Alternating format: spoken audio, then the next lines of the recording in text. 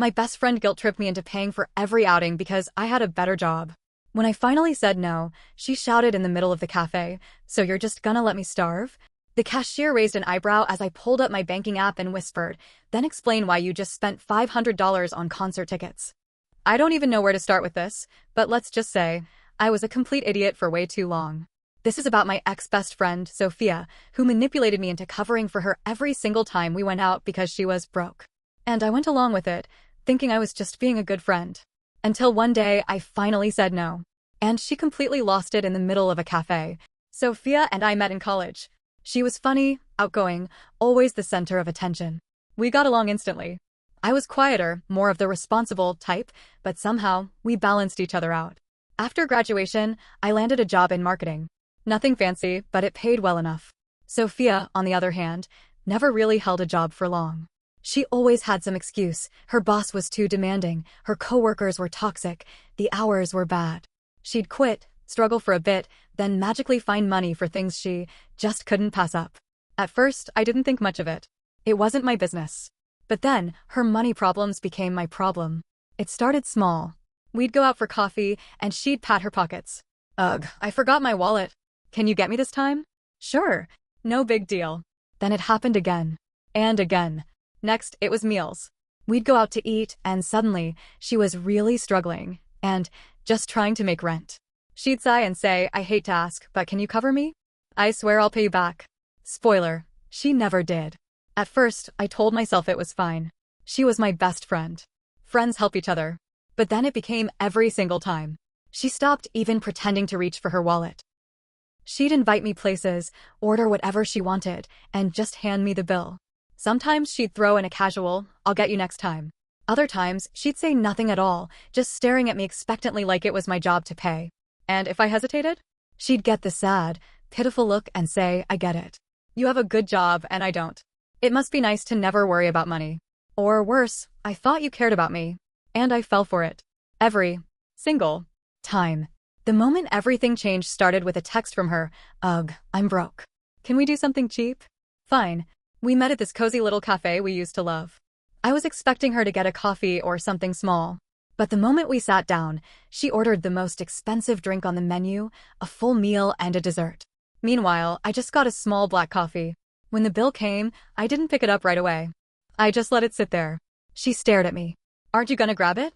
I took a deep breath and said, "I think we should split this today." She immediately looked annoyed. "You know I don't have any money." I shrugged. "Neither do I. I've been covering for you a lot lately." Her expression twisted. She let out this dramatic sigh, loud enough for people to hear. "Wow, so you're just gonna let me starve?" Heads turned.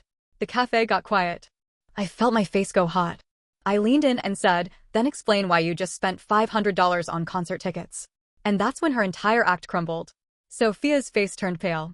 For the first time since I had known her, she was speechless. I didn't back down. I kept my voice low but firm. "You posted it on Instagram, Sophia. Front row seats, $500. But now you have no money for a sandwich." She blinked rapidly, her brain clearly scrambling for an excuse. Then, right on cue, her eyes filled with tears. "Oh my God," she whispered. "You think I'm lying?" Now, this is where old me would have caved. I would have felt guilty, waved it off, and pulled out my card. But not this time.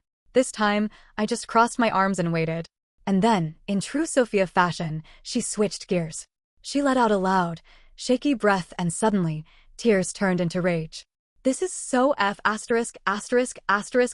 unfair," she snapped. "You don't get it. You don't know what it's like to be struggling all the time. You have a stable job. I don't." Her voice got louder. People were staring. I felt my stomach twist, but I refused to look away. "Okay," I said, my voice still calm. "Then why did you spend $500 on a concert?" She huffed. "It was a once-in-a-lifetime opportunity. You don't understand what it's like to not have things." "Oh, the irony." I exhaled. "You have plenty of things, Sophia. You just don't want to pay for them." Now everyone in the cafe was listening. The barista was frozen mid-pour. The couple behind us had stopped talking.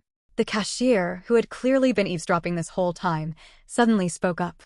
"We have a pay-it-forward board," she said, holding up a little chalkboard. "People leave money so those in need can have a meal." I swear the universe gifted me this moment. Because the look on Sophia's face? Absolutely priceless. She stiffened. Her hands clenched into fists. "Oh my God," she muttered. "I can't believe this.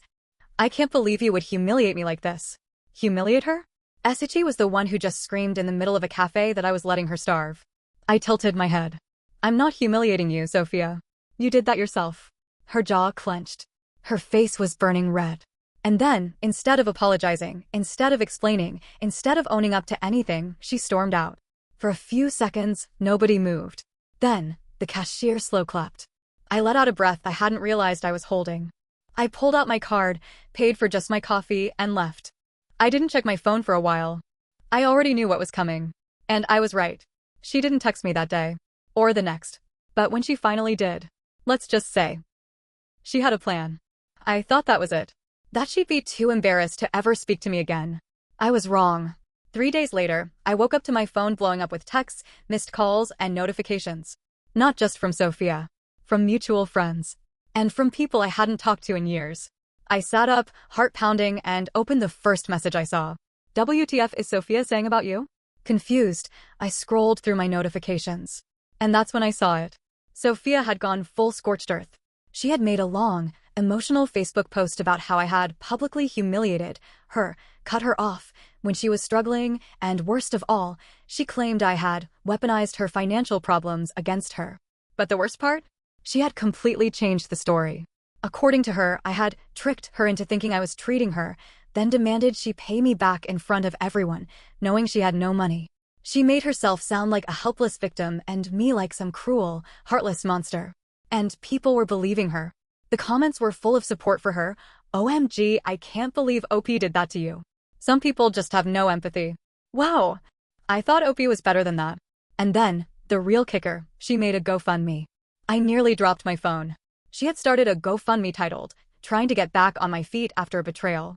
The description was some Oscar-worthy sob story about how her best friend had abandoned her in her darkest time, leaving her with nothing.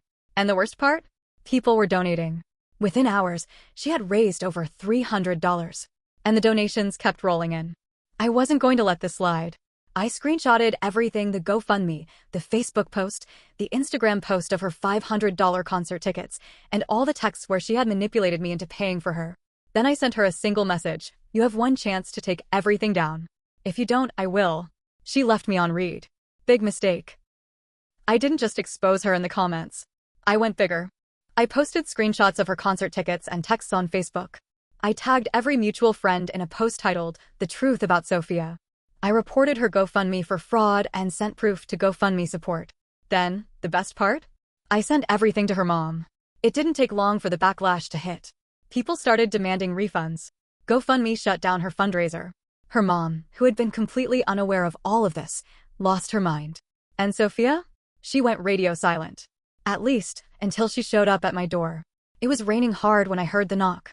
Not a polite, hesitant knock. A loud, frantic pounding. I knew who it was before I even checked. Sophia. I didn't open the door right away. I just stood there, watching the rain hit the window, feeling my heart pound. Then she started yelling. "Open the ****ing door, you coward." I sighed, bracing myself, and finally pulled the door open. She looked terrible. Mascara running, hair soaking wet, eyes wild. She looked desperate. But not remorseful. Not even close. She pushed past me into the apartment, dripping water all over my floor. I didn't stop her. I just crossed my arms and waited. She turned on me with pure fury. "How could you do this to me?" she screamed. "You ruined my life." I raised an eyebrow. I exposed the truth. "That's not the same thing." She let out a laugh, a bitter, angry sound. "You're such ing narcissist," she spat.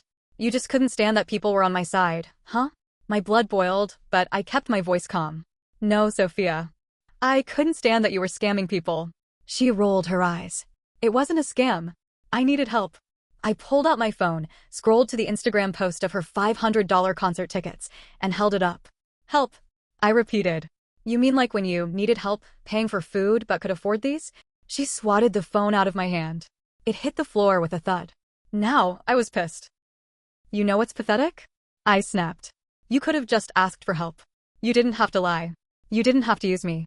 But instead, you tried to paint me as a villain because you can't take responsibility for your own choices." She stared at me, chest rising and falling. "You don't get it. Then explain it to me. She shook her head. You think you're better than me. You always have. And there it was. Not an apology. Not regret. Just more blame. More twisting things so she could avoid admitting what she had done. She scoffed and grabbed her phone. You know what? Fine. You wanna be the hero?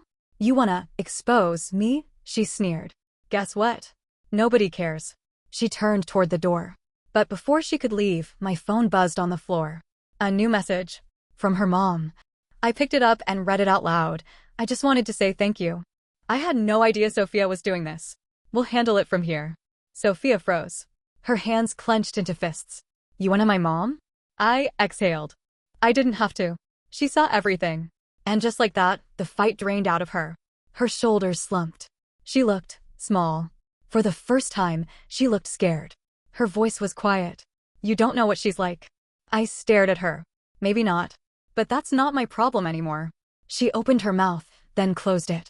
For a moment, I thought she was going to finally say something real. Something honest. But she didn't. She just let out a shaky breath, turned, and walked out the door. Sophia didn't text me after that.